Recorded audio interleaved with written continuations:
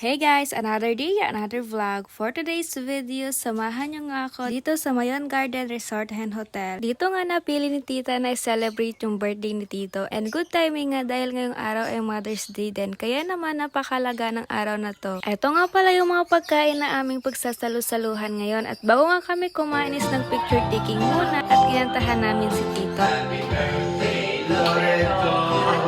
Tapos na si Tito mag-wish siya kanyang birthday cake, agad yun naman itong lino.